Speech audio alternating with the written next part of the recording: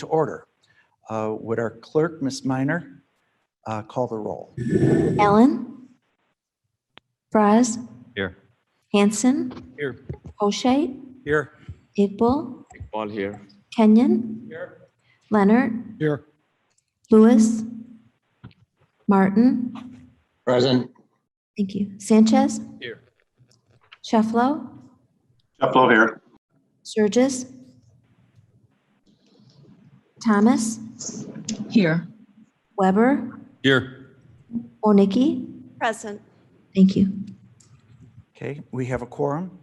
I'd also like to take this opportunity to thank Karen and Jane for their work. There is a lot to keep track of and to put into order. It's not as easy as they make it look, and I think that they all do a great job. So thank you very much. Now, out of respect to our veterans, those who have served in the armed forces, I know that Mike Kenyon is a veteran. I believe it was Army, if I'm not mistaken. Good. Do we have other veterans in attendance? I thought so. Mr. Weber, would you stand and lead us in the Pledge of Allegiance? Would everyone stand? Mr. Weber, thank you for your service. Pledge allegiance To the flag of the United States of America and to the republic for which it stands, one nation, under God, indivisible, with liberty and justice for all. Thank you very much, Steve. Okay, approval of the minutes. May I have a motion and a second to approve the minutes from the November 4th, 2020 meeting? Moved by Mr. Leonard, second by Ms. Wojnicki. Are there any thoughts, comments, changes? Seeing none in the room. Any from anyone on the phone? Hearing none. Clerk, call the roll. Allen, Fraz, Yes. Hanson, Yes. O'Shea, Yes. Iqbal, Yes. Kenyon, Yes. Leonard, Yes. Martin, Yes. Sanchez, Yes. Shefflo, Shefflo, yes. Thomas, Yes. Weber, Yes. Ornicki. Yes. Thank you. Surges, yes. Yeah. Apologize, Mr. Surges. Okay, the minutes are approved. A public comment. Are there any public comments from those in person?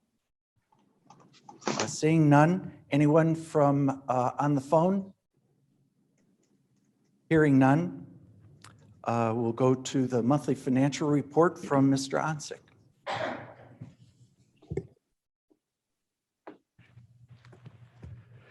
Good morning, everyone. Morning, Joe. I had sent out a presentation well, I guess it was in the middle of the night, but it's just highlights from the financial committee, as well as comments from the Moody's issue or comment report that was sent out. So if that could be displayed, then we could begin the presentation. Just a moment. Okay.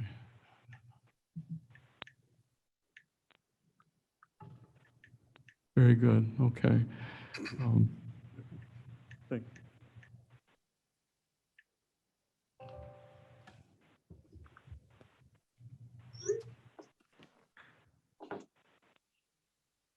Okay.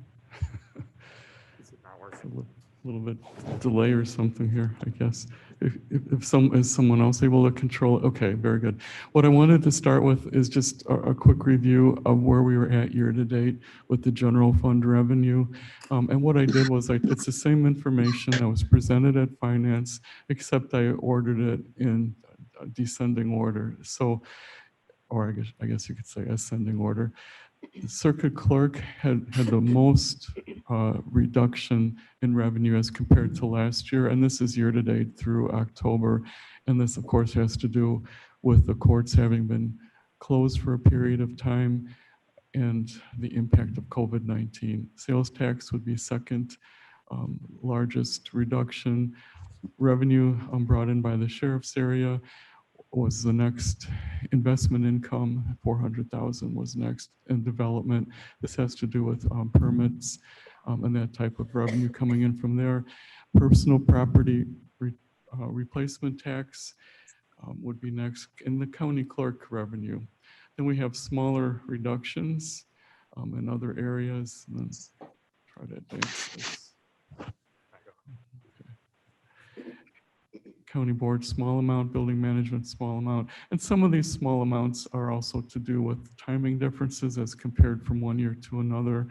So really, it's the more significant increases in come in judiciary and court, state's attorney, income tax revenue, recorder revenue, and local use tax revenue. So the net change from 2019 to 2020 is almost $3.2 million reduction.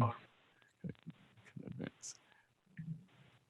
I also just wanted to put up the slide that compares sales tax revenue, because I think this is a pretty good indication of the impact of COVID-19 on our sales. And so the months that you see across the top and across the bottom represent the months in which the sales actually occurred. The green area of that graph indicates the amount of sales tax that's being collected in 2020 based on sales that occurred between December and August. And the red area in the background represents the amount of sales tax that we had collected in 2019 that we are now missing in 2020. So you can see how the decline in sales tax revenue began in February. In March, it worsened in April, and then it started to improve as we moved into May and June. And then now at the last couple of months from June, July, August, it's slightly below, but then it's starting to decline again in August. So I think this is a good representation of the impact of COVID on our sales tax revenue. And now I also just wanted to give you just a brief overview of the year-end timeline, just to kind of keep that in your mind as we move forward. So in mid-January, that's the time that we begin our preliminary audit field work. The end of January is when we will have a good feel for what our general fund revenue would be, because the end of January is the last day that we can actually count revenue for the fiscal year that has been collected through the end of January. Anything beyond January cannot be counted as revenue for 2020. And by beyond January, I mean revenue that may have been earned in fiscal year 2020, but is not collected until after January. The end of February is when we'll have a better handle on the actual expenditures, because that's about the time that all of the accruals and the last invoices are being processed. Early March is the time that we would then compare the revenue and the expenditures for the year, and any excess revenue over expenditures is what we need to decide on how to allocate. And so that would take place early March, the early March board meeting. Sometimes it goes into April at the latest, but March is our target date. March is the month that we have our final audit field work. April is when financial statements and analysis are prepared. And then May would be when the CAFR would actually be completed and presented to the committee of the whole.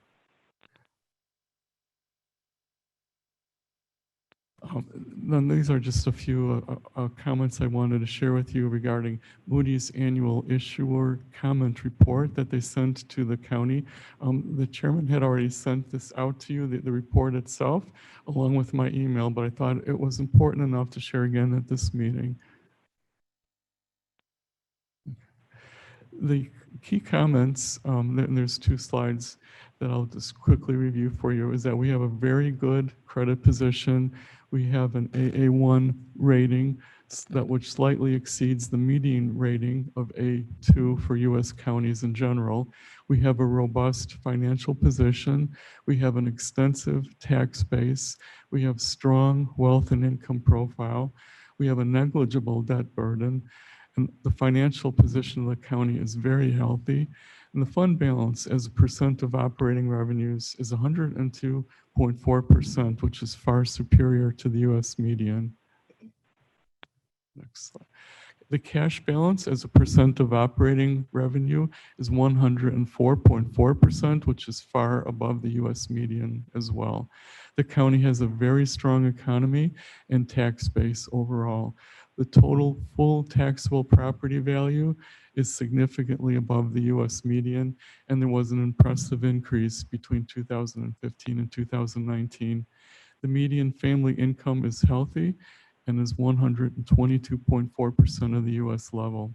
The only negative comment that they included in their report is that according to Moody's adjusted net pension liability as a comparison to operating revenue, it's 2.12 times the amount of operating revenue compared to the US median of 1.38 times. But this is a unique calculation that Moody does. It doesn't really fit our county very well in the sense that it does not include all of the operating revenue that we use to pay our IMRF pension expense each year. So there are several, we charge out our IMRF pension expense to several of the special revenue funds, which are then the funding coming into those special revenue funds is what pays for the IMRF expense in those funds. Moody's does not include that revenue. So I think that's why it appears to be higher, but it's just the way they calculate it, and that's just their way of doing it. So I just wanted to explain that so you're not concerned about that. What has contributed to the county's strong financial rating? And I've lifted in the next slide some of the items here. We've had no increase to the property tax levy on existing property. And I thought this would be an appropriate time to reflect on these last 8 years, since this is the amount of time I've been here, so I can speak to that. This is the amount of time that Chairman Lausen has been here. And this, of course, is during the time of Chairman Hoscheitz of the Finance Committee has also been there. And I think the entire board needs to take credit for this. I think if we go back, somehow jumped ahead. Okay, so this is the reason why I thought it would be appropriate to just take a moment to reflect on this. What is it that contributed to this? We maintained a structurally balanced budget. We have built strong reserves. We have avoided debt. We have refinanced existing debt at lower interest rates. We paid down debt and paid down the pension obligation. At the same time, we've been maintaining and improving transportation infrastructure. There's been a steady growth in that position. We've been controlling expenditure increases.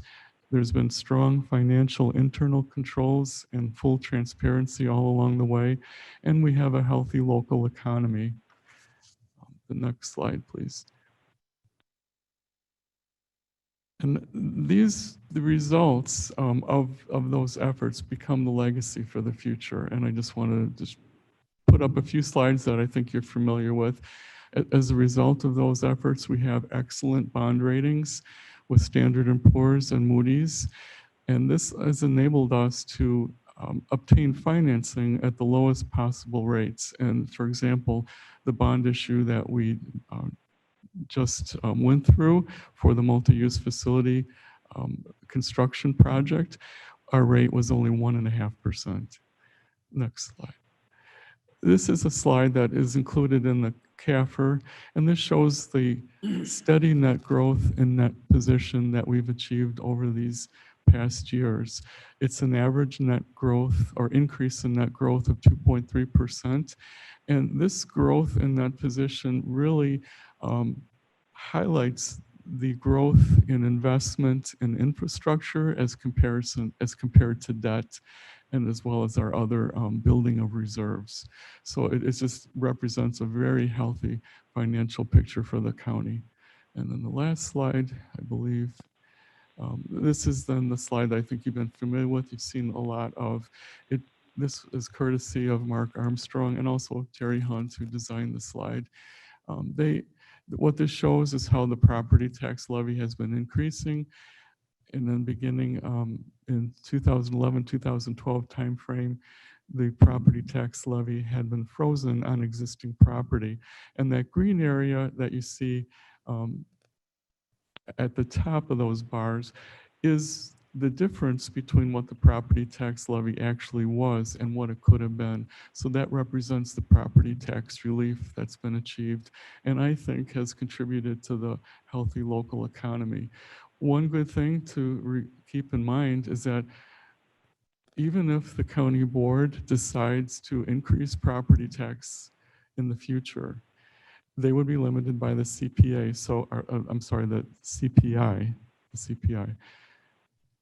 So that difference between what the property tax levy would be and what it could have been will always continue on into the future. So this truly is a legacy going into the future for as long as the rules for how to raise property tax levies continue to be the same, where we're limited by the CPI. So that is something that you can all be proud of as a gift to the future, and is something that we can continue working on as we move forward. So that's all I have to share with you. Okay. There was one other slide that you had. That Oh, was, did I miss it? reserves. Okay. Oh, I'm Not sorry. that, not that I would ever. You're right. I was trying to go by memory and I couldn't control the clicker here. But yes, and we also have operating reserves. And these are only two of them, but these are the main ones. The emergency reserve of 5.2 million that was established a few years ago was added to and has been preserved and untouched. And now as a result of setting aside the payroll reimbursement from the CARES Act Relief Fund, we have 6.8 million that we're carrying forward into the future. So that's a total of 12 million in operating reserves that are there for whatever the county board decides to use them for. Okay, thank you, Joe. Are there any questions for Mr. Onsick? Dr. Iqbal. Yeah, Mr. Chairman, I have a comment and a question to ask Mr. Onsick regarding the negative comments we got from Moody. The ratio is 2.12 versus 1.38, which is acceptable.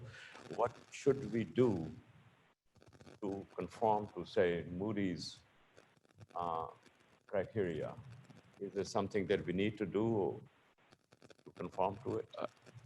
Well, if you're asking my opinion, I mean, I'm not an expert in this, but I don't know that we need to do very much of anything. I think this is just an anomaly of how Moody calculates that.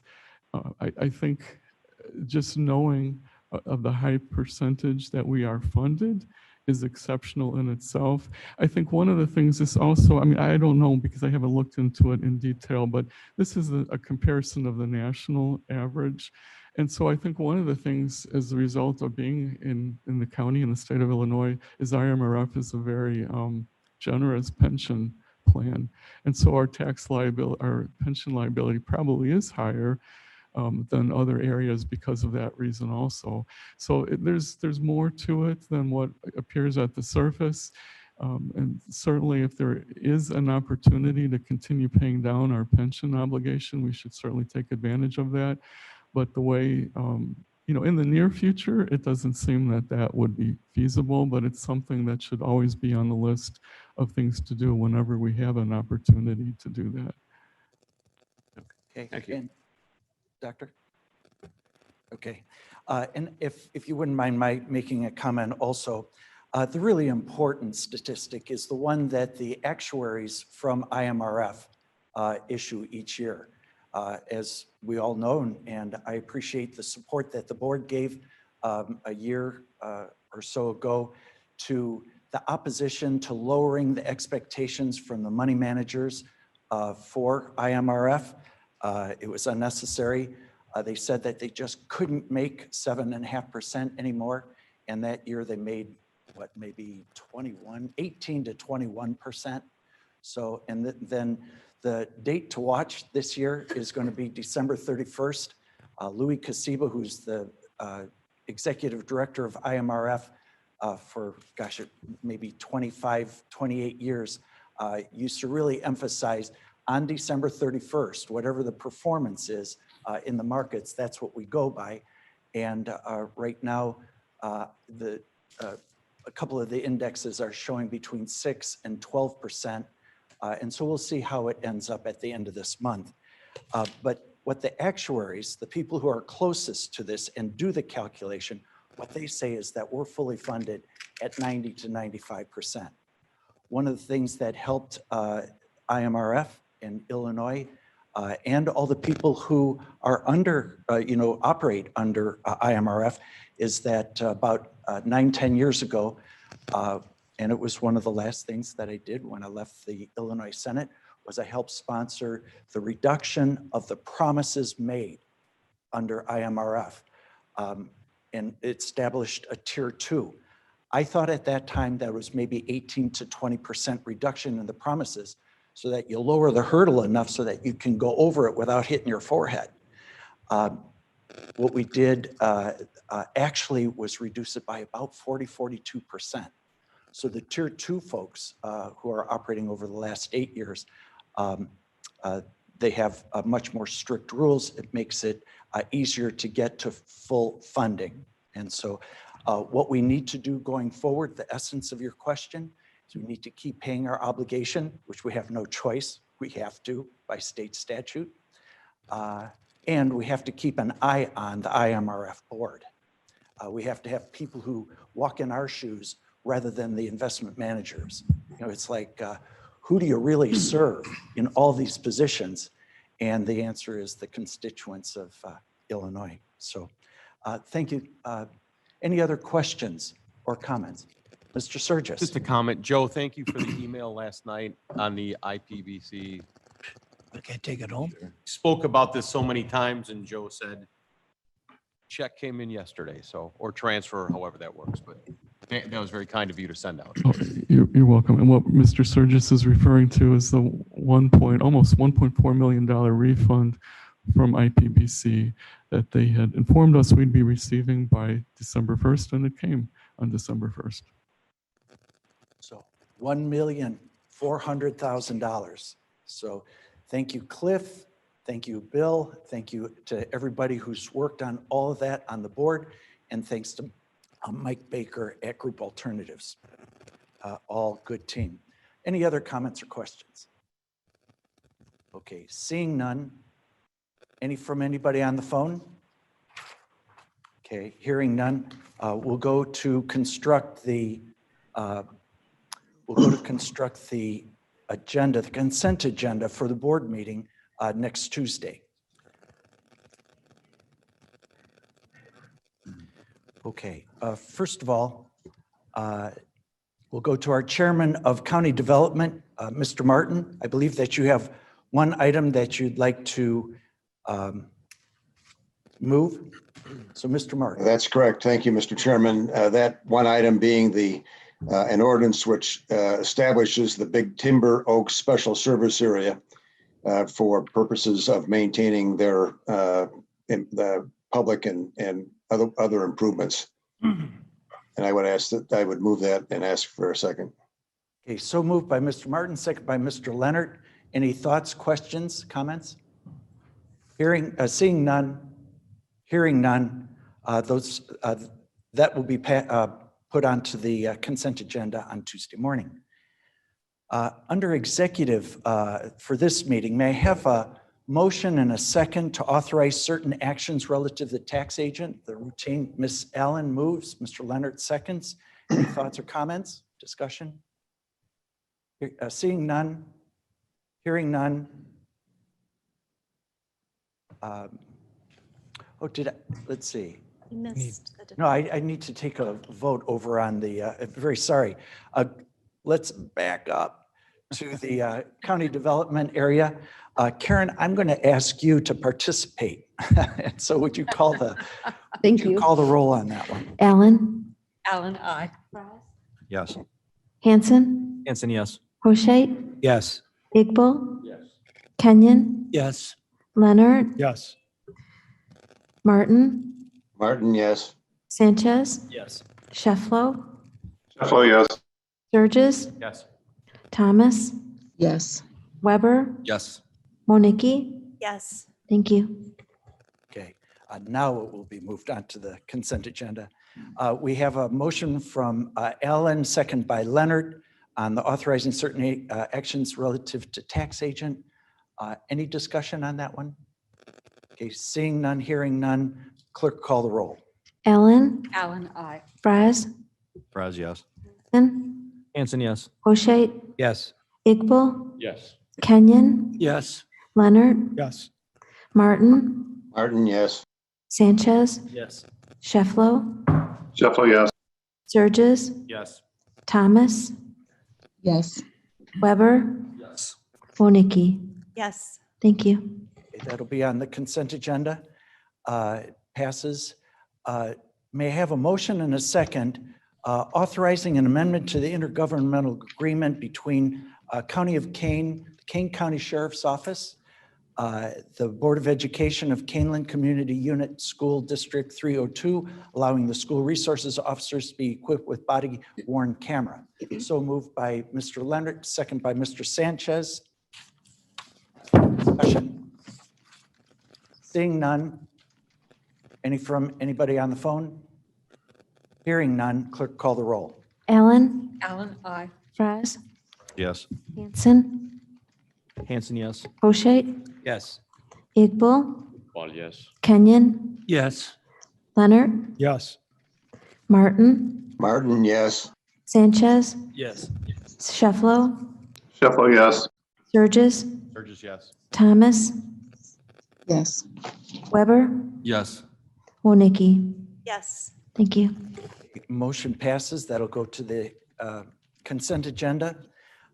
May I have a motion and a second for resolution appointing an interim executive director of the Kane County Health Department. So moved by Ms. Allen, second by Mr. Sanchez. The lady's name on the resolution that you've either received so far or you'll receive shortly is Kathy Fosser. And so any discussion? Seeing none? Hearing none? Clerk, call the roll. Allen, Allen, I. Fraz, Yes. Hanson, Hanson, yes. Hoshait, Yes. Iqbal, Yes. Kenyon, Yes. Leonard, Yes. Martin, Martin, yes.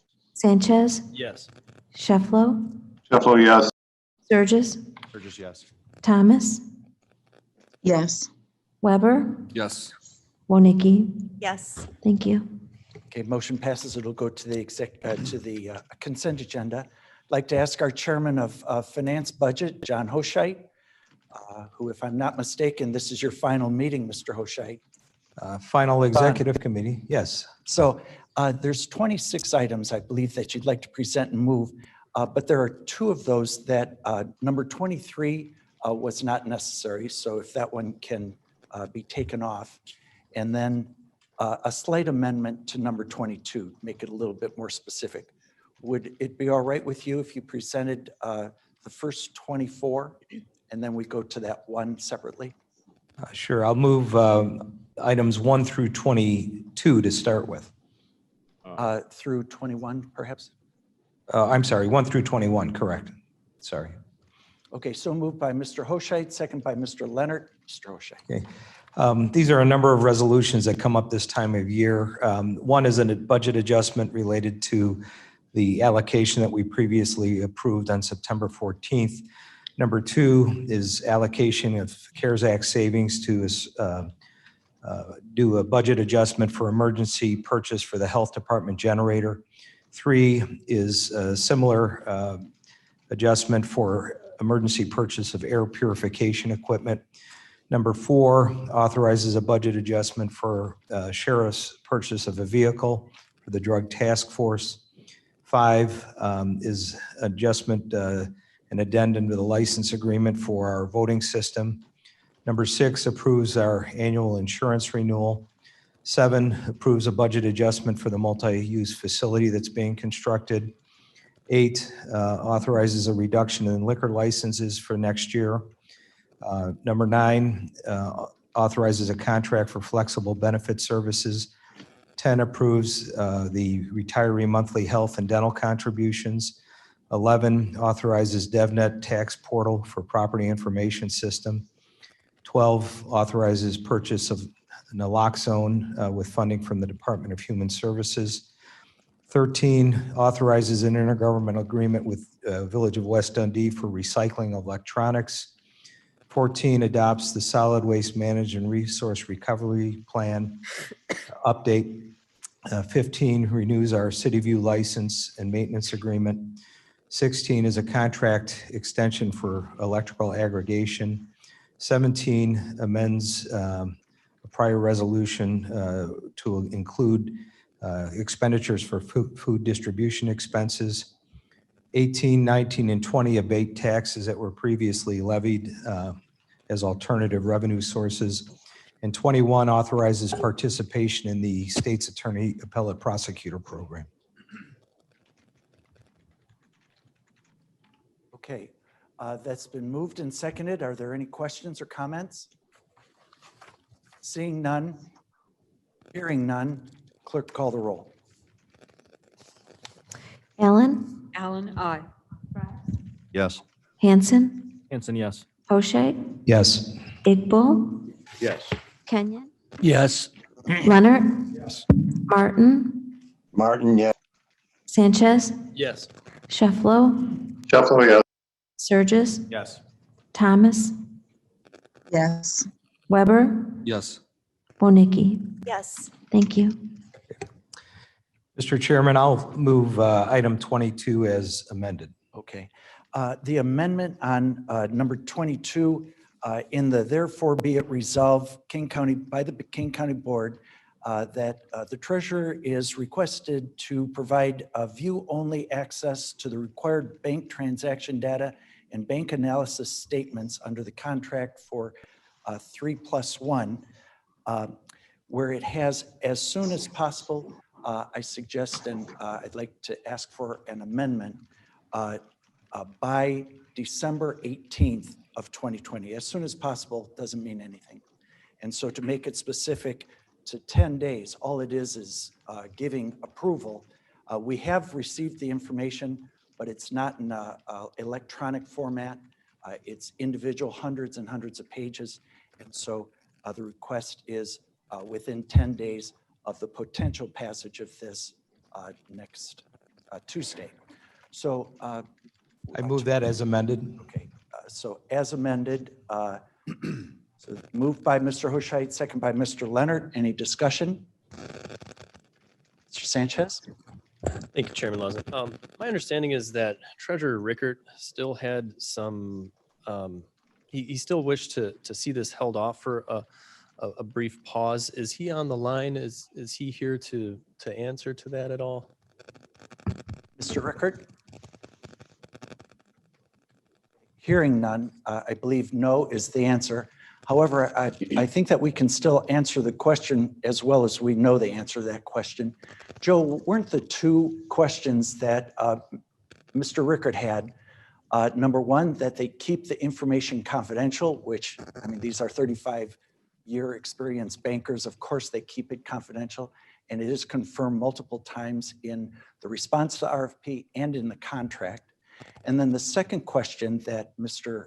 Rickert had was that he wanted to be sure that there was no violation of the internal control statute saying that these people manage the money. No, they don't. They're a data and they're a data company, information technology company, and they give recommendations. It will be up to this board and to the treasurer to do all of those, to do those. So that's my memory of what those two questions were that Mr. Rickert. Was there anything else that you're aware of, Joe?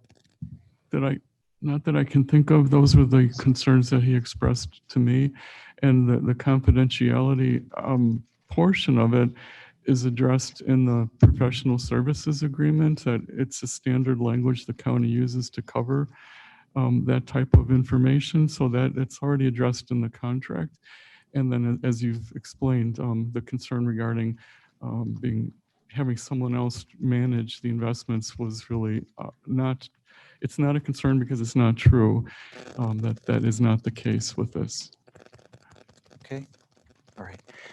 Actually, can we also, while we're on discussion on this item, can you put up the 3+1 opportunity? I'm sorry, I apologize to the people who serve on the finance committee because this is going to be redundant, but to this larger group of 14 members of the executive committee before you go into the meeting next Tuesday. There's maybe 7 different just quick points that I'd like to make. First of all, the board has unanimously supported, all those who have voted on it twice, both the RFP and then the contract approval. I appreciate Joe Onsick and his staff's work on this item. There should always be a healthy tension between a constructive tension between bankers and their clients when it comes to deposits and fees. You don't want it to be too close because whatever they gain, you lose. And we want to make sure that we optimize and maximize the amount of non-property tax revenue that our taxpayers benefit by. I think that this becomes, if it's passed on Tuesday, the execution of this relatively quickly becomes a wonderful, one of the first of many future achievements of the new chairman and the new board that comes. And I'd like to welcome Ms. Parag to the meeting today. Thank you very much for taking your time. So the company provides data and solutions. They do not invest anyone's money, anyone, anywhere. So this is just information, it's not direction. So you ask, well, why would we do this? The answer is naturally, we want to double check. When the budget assumption for the earnings on our reserves on $250 million is 0.4%, think about it. You take 1 penny on $1, you cut that penny in half, then you reduce it by 20% down to 0.4%, and you say, can I have a second opinion, please? And that's what these folks do. They don't do it because that's the treasurer's responsibility. All of you do it, executed by the treasurer. So if you can just take that to 0.8%, that's $1 million right out of the box that you gain in that relationship. All the procedures have been followed a couple of times. Joe Onsick negotiated the contract, took care of it. This really is an example of best practices, new technology of artificial intelligence. It is recommended and endorsed by NACO, National Association of County Organizations, that artificial intelligence, the more all of us learn about it, the more actually scary on one side it is, but hopefully helpful to humanity. The beginning of deep learning, where you take people's experience and you run it through. There's a YouTube example of where they do one of the Dutch great master, I think it's a Rembrandt, where they go through and they can actually duplicate what was done in painting a Rembrandt from the artificial intelligence of going through all the steps that were taken, even with the various materials. And then the nice thing, another nice thing about this is we've got nothing to lose, because part of how they charge their fees is the fee is essentially contingent on them producing more savings than they cost us. So why would we ever not look for more advice on this? I'm happy that the treasurer has given us information, so it's not a confidentiality concern because we have the information from our banking partners. It just wasn't in usable form. So one of the things that was interesting when I took a look at I asked for a banking analysis statement. This is not any single person or group's information. This is the people's information. And when I took a look I asked for a bank's analysis statement, and instead I received a bank statement that showed net interest. When I then asked for, could you give me the banking analysis statement for that same month, and you took a look at the detail, what it showed was a gross interest, and on the bank statement it was net interest a certain amount. When you take a look at the banking analysis statement, you get gross interest and then bank fees, and then the net amount. And I think that some of us have been told that we are not charged any banking fees. Well, maybe not after net, in net interest, but we're getting charged. And wouldn't you want to look underneath? Wouldn't you want to have a second opinion?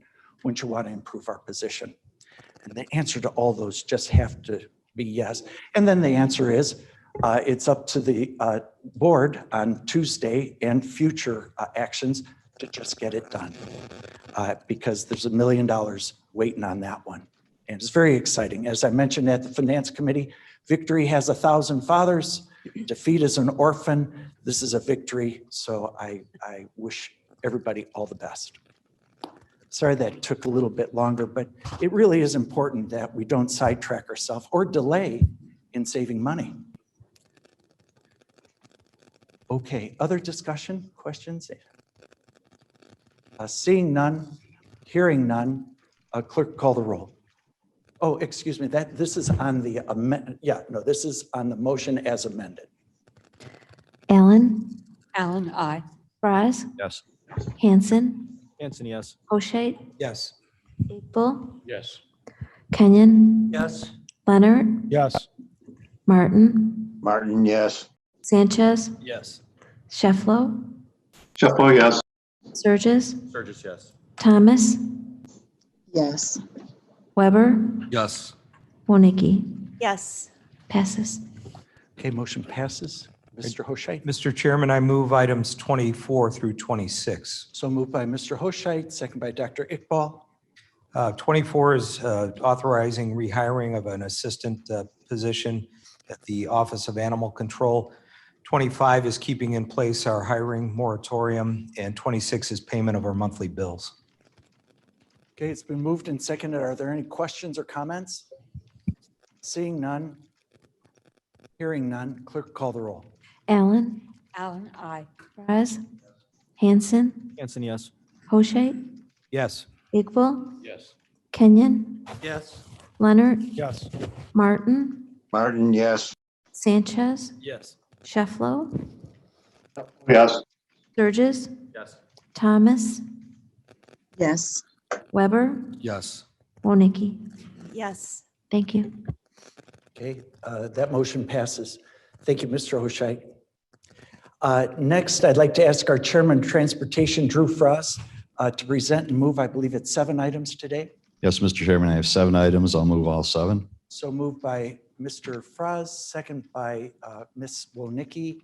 Mr. Frost. Item 1 approves a 3-year agreement with Workday Adaptive Planning for a 3-year software licensing agreement. The system's been in use by KDOT since 2014 for budgeting, forecasting, and data analytics. The amount is $74,397, and this 3-year contract saves us money over the former annual contracts. Item 2 approves a routine adopt-a-highway applicant. Items 3 and 4 approve the purchase of 2 new plow trucks, including the body packages and plow equipment. This is part of our scheduled fleet replacement process. The total is $328,764, and we got real good trade-in on the former 2 trucks. Item 3 approves a 3-year contract for GIS system services. This is our internal KDOT GIS system. The amount is $203,000. This is with GIS Solutions Incorporated. Item 6 approves a contract with Hampton, Lenzini, and Renwick out of Elgin. This is our 2021 annual bridge inspection services. The amount is $415,000. And item 7 amends a previously approved resolution. This is for right-of-way acquisition for the Bliss Main Fabian intersection realignment. And this simply adds $4,000 to the agreement to cover some unanticipated costs the seller had. That's all I have. Okay. Thank you, Mr. Frost. Any questions or comments? Seeing none. Any from anybody on the phone? Hearing none. Clerk, call the roll. Allen, Allen, aye. Fries, Yes. Hanson, Hanson, yes. O'Shea, Yes. Iqbal, Yes. Kenyon, Yes. Leonard, Yes. Martin, Martin, yes. Sanchez, Yes. Shefflo, Shefflo, yes. Surges, Yes. Thomas, Yes. Weber, Yes. Wonicky. Yes. Thank you. Okay, passes. Thank you. Mr. Hoshite, I believe that on behalf of the CAC committee, you'd like to present and move 6 or 7 items? Yes, I move items 1 through 6, Mr. Chairman. Mr. Hoshite moves items 1 through 6. Mr. Kenyon seconds. Mr. Hoshite. Item 1 is a amendment to a prior resolution to include food distribution expenses as a permissible reimbursement that relates to Northern Illinois Food Bank. 2 and 3 are related. 2 approves the actual form of an agreement that we would have for not-for-profits and small businesses to sign. And 3 authorizes the state's attorney to execute those once the proper documentation is received. 4 authorizes approval of specific distributions to certain nonprofit organizations. Primarily, this relates to Lazarus House and Hesed House. And 5 goes one step further, approving the reimbursement of expenses to Hesed House in connection with their reconstruction of their shelter facility. Item 6 authorizes air purification health department generator to make sure that the vaccine, when it comes, has a backup source of refrigeration, and because that's critical to maintaining the integrity of the vaccine items. So those are the 6 items. There is a CAC committee tomorrow. We expect there may be a couple more resolutions that would be passed on directly to the agenda, and those would show up as non-consent agenda items. Good, just fine. Okay, any discussions or questions? Okay, we have, actually, how about, Joe doesn't get up too often. So Mr. Onsick, how about if you, I think there's maybe something you wanted to comment on the presentation, then we're going to go to Mr. Surges. Yes, I think there may have been a misunderstanding. Item number 6 was already covered by items number 2 and 3 that are under the finance budget section. There were 2 separate resolutions that already came through on finance regarding what's being covered in item number 6. I'm very sorry. I had a note and I had scribbled over it. Sorry, my mistake, Mr. Hoshite. Right. So thank you very much for correcting that, Mr. Onsick. So, So I'll amend the motion to 1 through the item 5. 1 through 5, with the understanding that I thought 6 was duplicious, but Yes. we're covering ourselves twice. But 1 through 5 would be moved on. Very sorry. I had even had a note. Mr. myself. Kenyon would amend his second. Yes. Good. Any thoughts or comments? Okay, now to Mr. Surges. Mr. Chairman and Chairman Hoshite, I am trying to put some sequential order in the CAC committee for the Santa's Village not fitting into the entertainment and performing and visual arts venues line item. It doesn't squarely fit in there, but it's different than anything else. And I'm trying to create a placeholder for that discussion tomorrow, but still be able to move to the full board. And I'm not quite sure how to do that other than to bring it up right now. So Okay, we have maximum flexibility for whatever the chairman and the committee want to do. So whatever the conclusion is from that, with John's permission, whatever the committee decides, we'll be happy to put that onto the agenda. thank you, sir. And as John says. And John, it'll be thank you. Non-consent agenda. Right. Is that Yes. acceptable? Okay. Other questions or comments? Seeing none? Hearing none, clerk call the roll. Allen, Allen, aye. Braz, Yes. Hanson, Hanson, yes. Hoshite, Yes. Igbo, Yes. Kenyon, Yes. Leonard, Yes. Martin, Martin, yes. Sanchez, Yes. Shefflo, Shefflo, yes. Surges, Burgess, yes. Thomas, Yes. Weber, Yes. Wonicky. Yes. Thank you. Okay, Thank you, Madam Clerk. Okay, no executive session today. Committee reports. Ms. Wodnicki, would you rise, please?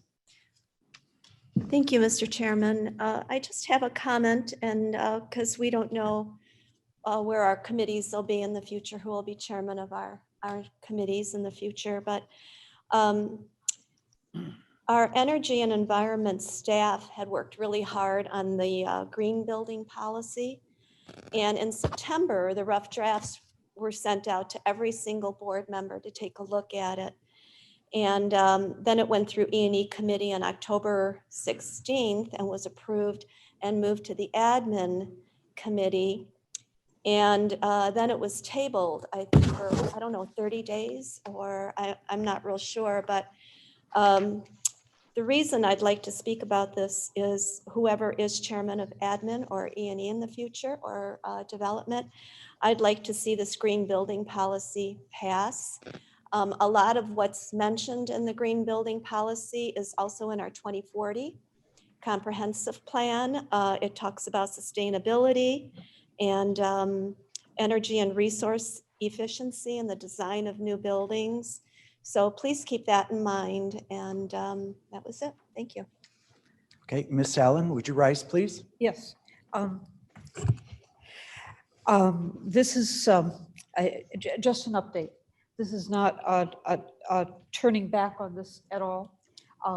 We have some shifting of personnel and responsibilities in facilities management right now. And so there were some questions about what the data, just the daily effect would be on things like purchasing of small things like carpetings and doing the kind of work that we did in here and so on. So this is, the tabling was just done as an opportunity to investigate that and make sure that we're all on the same page, and that it's that it'll be a smooth flowing process. So that's, thank you for bringing it up, but that's what we were talking about. And thank you, Deb. I just want to make sure it doesn't get pushed under a stack of papers and then after all the work staff put into it. So thank you. As a matter of fact, one of the things that the committee really appreciated was the fact that in the rewriting of the green policy, a real effort is going to be made for all of us when we take on capital projects to think about the green effects first.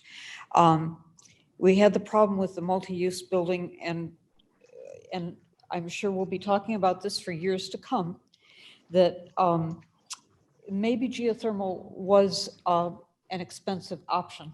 But when you start talking about a 100-year building, you would be saying to yourself, well, you know what, there's going to be some balancing out here and we really should take it seriously. And it just happened that in the way we were doing this time, we didn't get a chance to study some of those opportunities. So I'm really appreciative of the fact that staff worked so hard to say, look, guys, you don't get these opportunities very often. Don't blow them. Think about them, study them, see if you can come up with ways to make it work.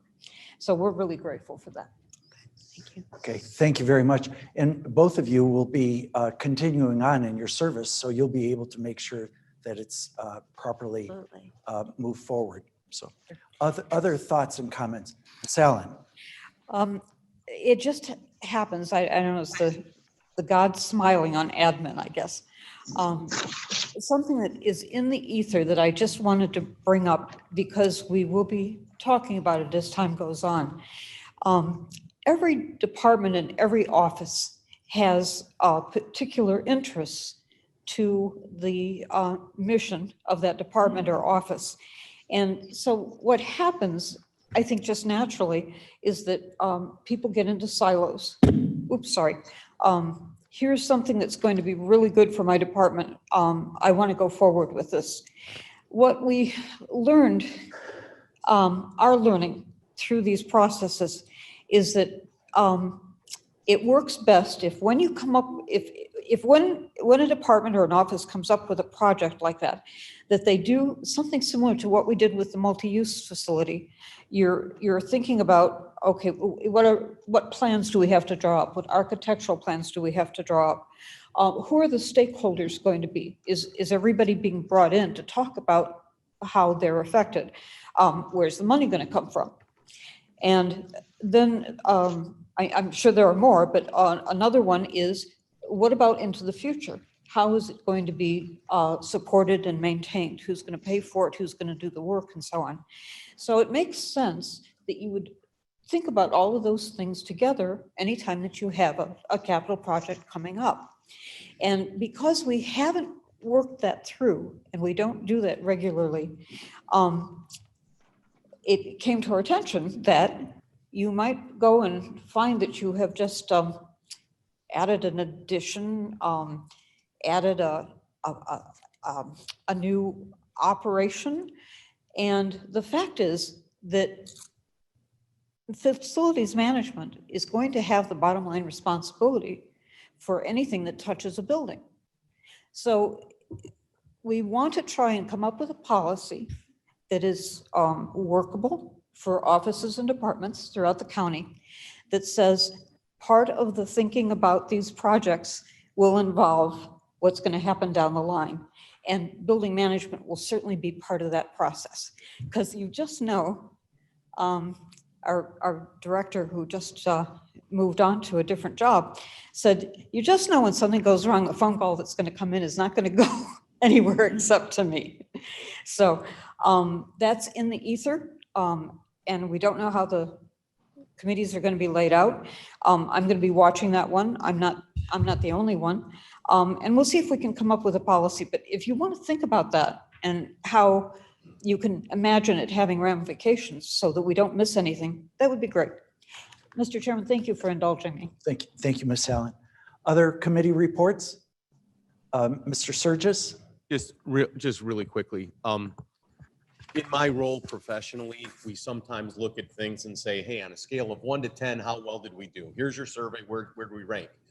Unfortunately, in the Human Services Committee, so much of it becomes a threshold. Did we clear the threshold and satisfy it, or didn't we?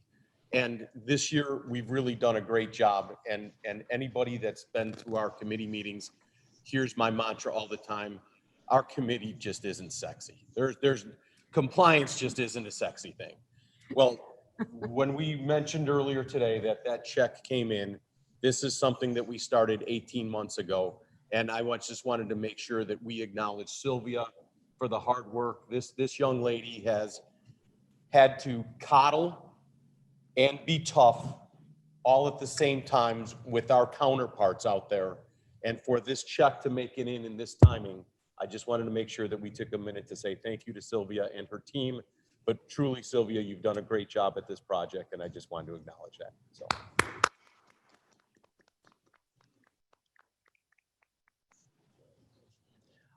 Mr. Fraz? Transportation is the sexiest of all the committees. On a more serious note, I noticed we didn't have a report from Kane County Connects today. I'm just wondering what Mr. Nagel's status is, and I understand he's been dismissed.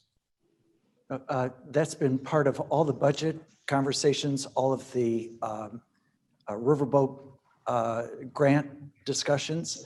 There is an alternate that Roger Fonstock and his staff are working up that saves the county taxpayers $100,000. I understand your close personal working relation, or not only working relationship, but I think you guys might have gone to high school together or, grew up together. And so I appreciate that.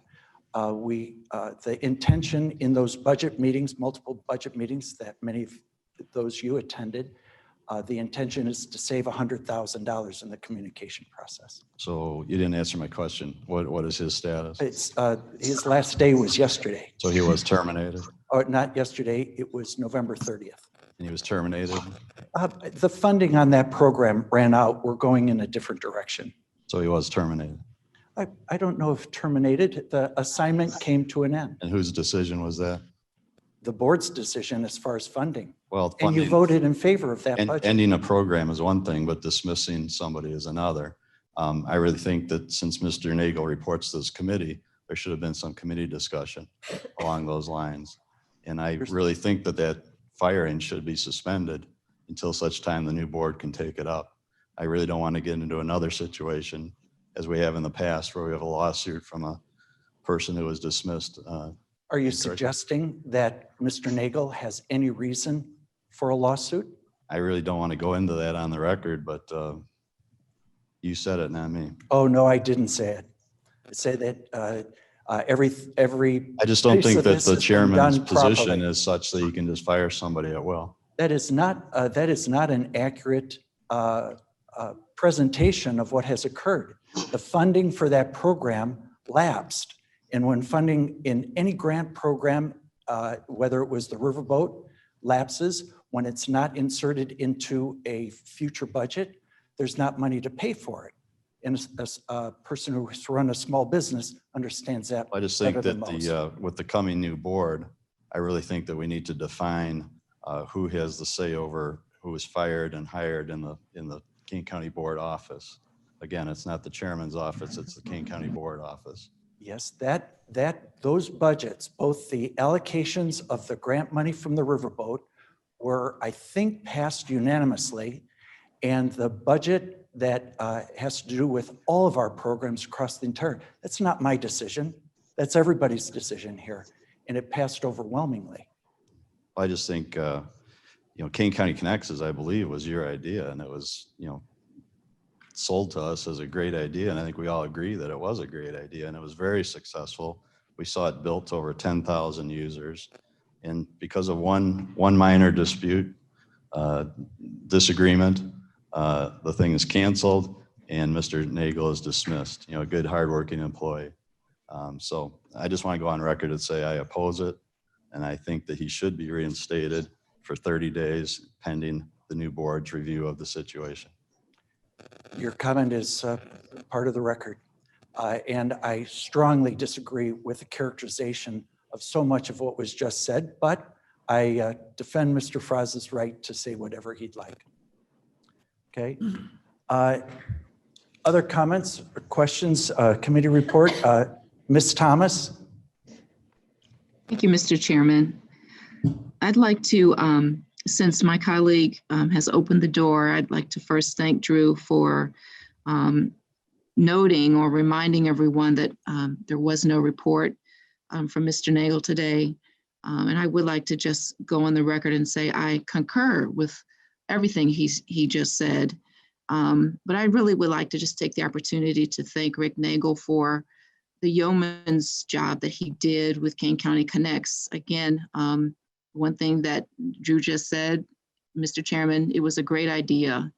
And it's a shame that we're, in our final days, this is not one of the things that we're celebrating as part of your legacy here, because the residents have come to count on the information that came through Kane County Connects.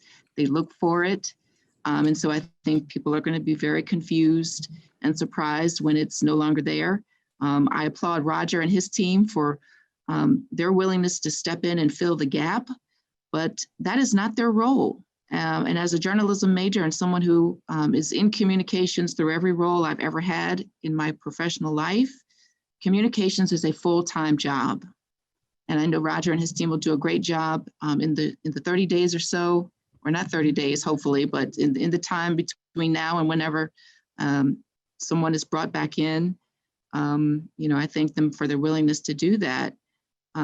Chris Caius and I were, I think, and Drew, and forgive me if I'm leaving anyone out, we are the ones who stood up and tried to advocate to keep this position. But let's be real, we were not going to hold up an entire budget for one line item. And you know that, Mr. Chairman, we couldn't have done it. But again, I just want to thank Drew for opening the door, being on the record. And I guess this is fitting for me, since I was a lot of times out front being vocal on things. It's been my pleasure working with everybody over the past 4 years. I wish everyone who continues on all the best. I know you'll continue to do great work on behalf of our 500,000 plus residents of Kane County. Thank you. Thank you, Ms. Thomas. Actually, I do believe, and the record will reflect your comment, I believe that we are celebrating the continuation. Most of you probably saw the notice last night on Kane County Connects continuing. And the way that it continues is at $100,000 less expense to the county taxpayers, $100,000 less to achieve a large percentage of the communication value.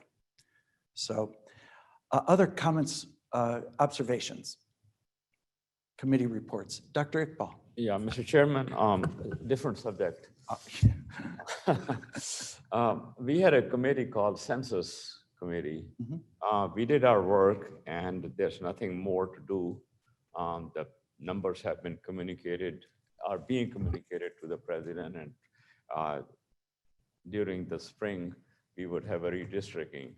At this point, I don't know the committee is officially dissolved or we had something that it needs to be dissolved, but I request that it has no other function, it should retire. Okay. I appreciate again that Ms. Parag is here, our future chair. And I think that there are several things that have been mentioned in today's meetings that, go on to the to-do list. And that's I understand. I appreciate your bringing that forward. And can we recognize the work that Dr. Iqbal and other members of the Kane County Board did on that, on the whole census effort. So Dr. Iqbal.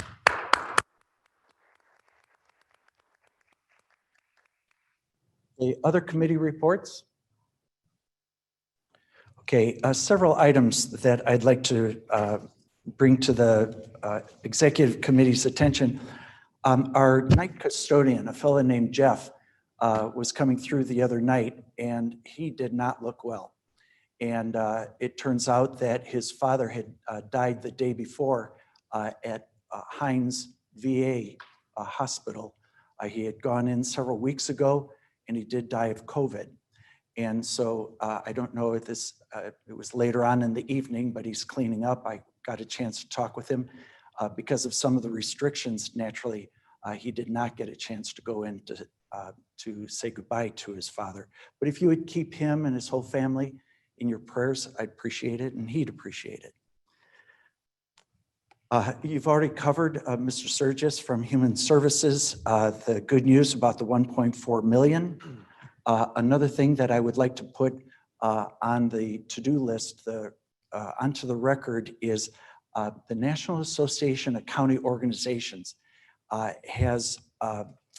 they have put together a lessons learned on the COVID process.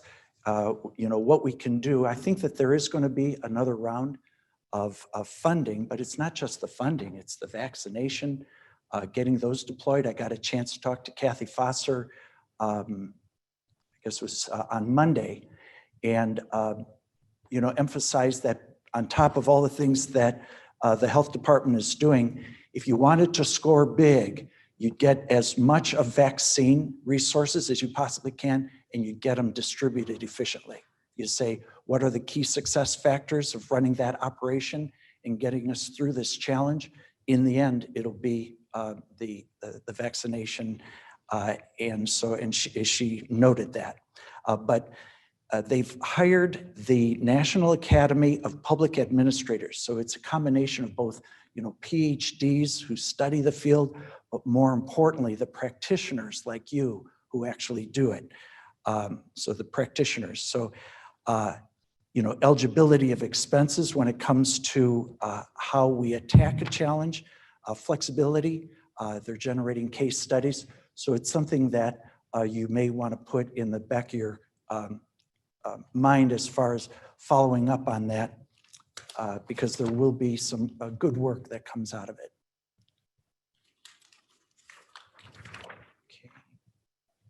We've already covered the 3+1. One of the issues that was raised at the last board meeting, Mr. Hanson, you had expressed a concern about an ethics violation that you said that I had committed, I believe that it was basically on in two areas. One was that I had violated an ethics ordinance that actually two state's attorneys, Mr. Barsanti and Mr. McMahon, have said are not useful, legally useful, but let's just assume that it is.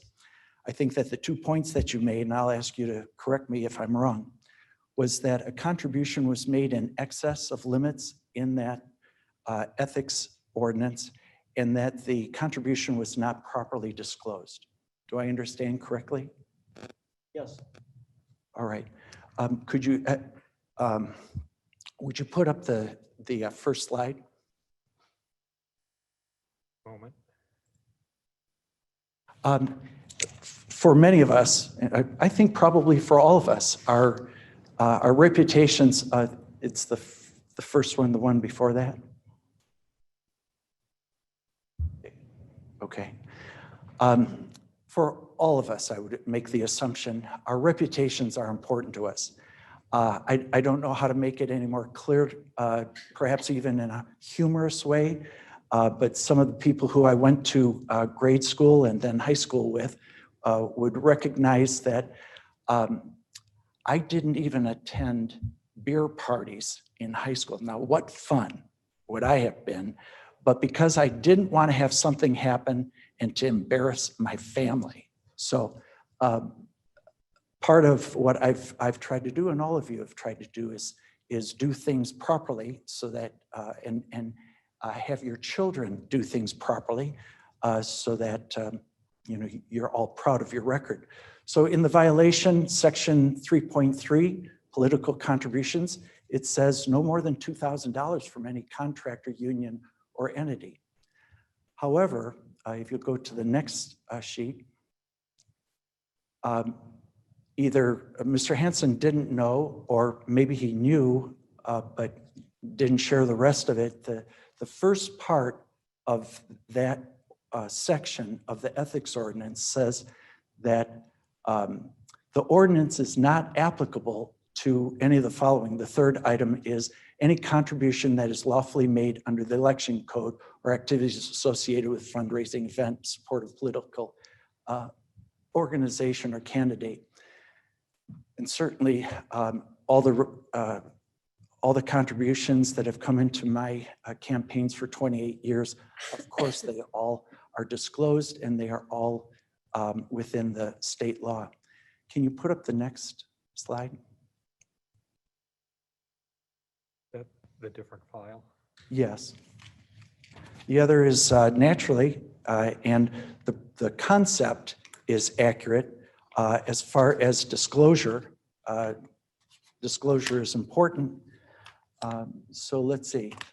I asked Mr. Onsick to go through as a person who is used to taking a look at the detail.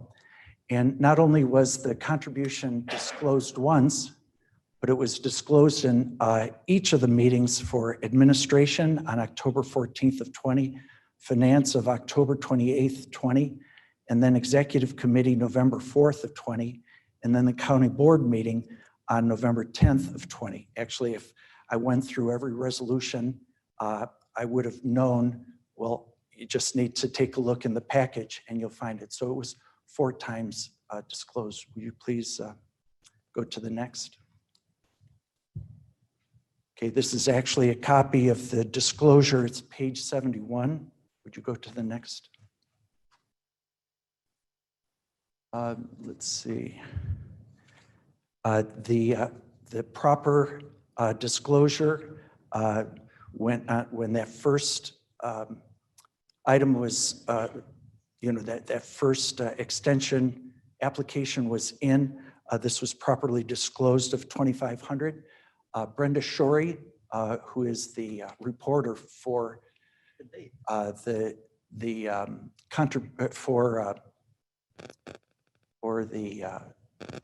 Chronicle, the Kane County Chronicle, in her report of the accusation that was made by Mr. Hansen, picked up that she had seen it. Now, it was a proper disclosure there was a timing issue. When the next report was due, would you put up the next item? Which one? Okay, is there another item or not? I don't believe I have any. Okay, there was a disclosure of, so the bottom line on these is that it was disclosed multiple times. Everybody did what they were supposed to do. In the 2020, the dates, I don't know where I put that sheet of paper, but they were all disclosed. So yes, Mr. Hanson, would you rise, please? Sure. I don't know if people can see this online, but the dates you're talking about are exactly the issue at hand. Yes, what they disclosed 4 times over reflected what they had done prior to this resolution for their contract extension at the beginning of the committee process. I'm looking at the dates here, and that's exactly my issue. I don't need an ethics ordinance to know what's ethical, but I can look at that date and say that your contribution that you received was on 10/20. And their disclosure made by the contractor is dated on November the 25th. That's my problem. That's my issue. No, this is I'm looking at, this is your slide, absolutely, and we've never seen that until today. well, according to Excuse me, according to Mr. Onsick, It's my floor. who's gone through all these, no, it's not, and a false accusation does not help. If you would like to go through all of the different documents of the procurement, you can have the conversation. Mr. Onsick has provided these slides. They all comply with the law. And I'm looking at the Only my same point. slide that you put up right now. You received a contribution on October the 20th. That became public information when reported to the state. That's dated, the contractor disclosure is dated on November the 25th. Right, and that's when this. We've never seen that until today. Uh, Yes. Good interruption. Matt, why don't you do the background, why don't you go through the background research and you'll find that I say that it was a false accusation. Joe Onsick has the documentation. When that November 25th, that was done as it's supposed to be done. The application for the extension occurred sometime before October 20th. And what was on all those documents was the $2,500 contribution that had occurred within the 12 months period before. So it was disclosed. The point that you were trying to make is somehow somebody was hiding something, and no one hides anything here in King County government. I look forward to what the state's attorneys find out and Okay. they discover too. Super. This is the first time any one of you that voted on the tabled resolution to extend the contract, this is the first time anyone's seen that today, until today. Okay. As always, Mr. Hanson, you have the last word. Oh, no, I'm sure you will. Next, Mr. Chairman, may I Dr. Iqbal. something? Yeah, slightly different things on ethics ordinance. Mhm. During the last 2 years, I wanted to amend the ethics ordinance because it is an obsolete ordinance what we have. We are a non-home community and our ordinances should conform to whatever the state legislature tells us to. And I could not find enough members to put that resolution up to conform to the state legislature. I still have the red copies, which I work with the state attorney's office to update it, but it looked like the members thought it was a radioactive substance. They didn't want to touch it. So I will bring it back again in the committees, and I hope the members will cooperate more, I would say, and move it forward and bring it close or not close to exactly what the state legislature wants us to be. Thank you. Okay, thank you, Doctor. Okay, let's see, second to the last item is I would like to thank our department directors, the countywide elected officials, our board members. I hope that what I've provided is an adequate measure of ambition and then a focused discipline on what we do. Your job and all the people's job who serve 532,000 constituents is to bring, barrels of honest competence. So you are the good looks and brains of the operation. But most importantly, I'd like to thank the citizens and constituents who have allowed me to serve these last 8 years. I have had a couple of conversations, very pleasant, productive conversations with Ms. Parag. I look forward to her administration. We had about an hour and a half meeting with Anita Lewis and Deb Allen, two ladies, two Democrats. We discussed also then last Sunday, Ms. Parag took at least 30, 45 minutes of her time to discuss, I think it was about 7 or 8 different items. And so anything that we can do to help, want to do it. So the schedule that occurs now is that we'll post the agenda on Friday. That will be on December 4th. Then on Monday, the new and continuing board members will be signing their oaths of office over at the 3rd Street Courthouse. From what I understand from the state's attorney's office, I believe that that's Aaron Brady. And then on Tuesday, December 8th, at the regular board meeting, there will be a ceremonial taking of the oath of office, and I believe that the chief judge is going to be, he'll take care of the oath of office, the ceremonial portion of it. And then Ms. Parag will be officiating from beginning to end of that meeting on Tuesday. I'll be available by telephone. And I wish you all the best. And let's see if that is it. So thank you very much for coming. May I have a motion? Chairman Lawson, Mr. would you Leonard? indulge me, please? Chairman Lawson, board member Deb Allen has been working on putting together a plaque for you. And I was asked if I would present that to you. Unfortunately, it's still in the works, so you won't get it for a couple of days. However, I'd like to read it to you so we have it on record and everyone can hear what it says. It says, in appreciation of Christopher J. Lawson, Kane County Board Chairman, his friends and colleagues of the Kane County Board, on this 2nd day of December 2020, congratulate Christopher J. Lawson upon 28 years of elected public service to his constituents, friends, and neighbors of Kane County, Illinois. 20 of them as an Illinois State Senator and 8 as Kane County Board Chairman, and would like to extend their appreciation to him for the indefatigable hard work and dutiful pursuit of goals for their benefit. His service to the 532,000 citizens of Kane County include a frozen tax levy for all 8 years of his tenure, along with an annual balanced budget and reserves into the next fiscal year.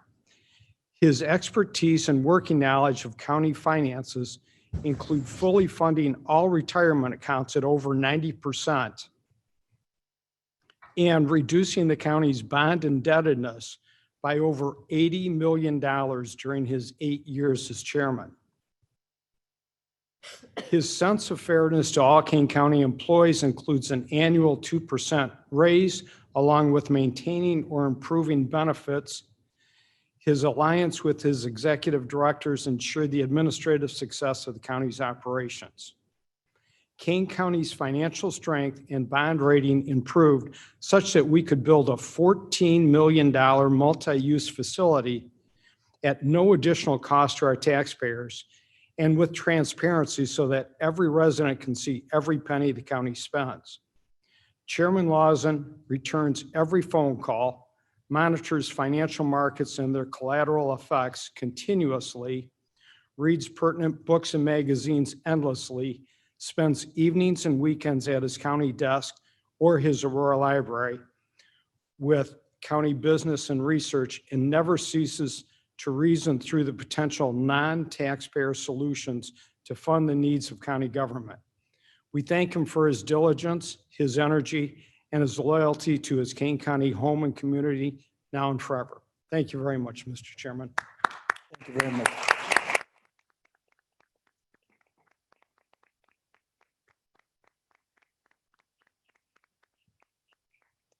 Thank you very much, Mr. Leonard and Ms. Allen and members of the executive committee and our whole team. So with that, I may have a motion to adjourn. Mr. Kenyon? So moved. Second by Dr. Iqbal. And we'll take this by voice. All those in favor say aye. Aye. Opposed, nay. Ayes have it. We're adjourned.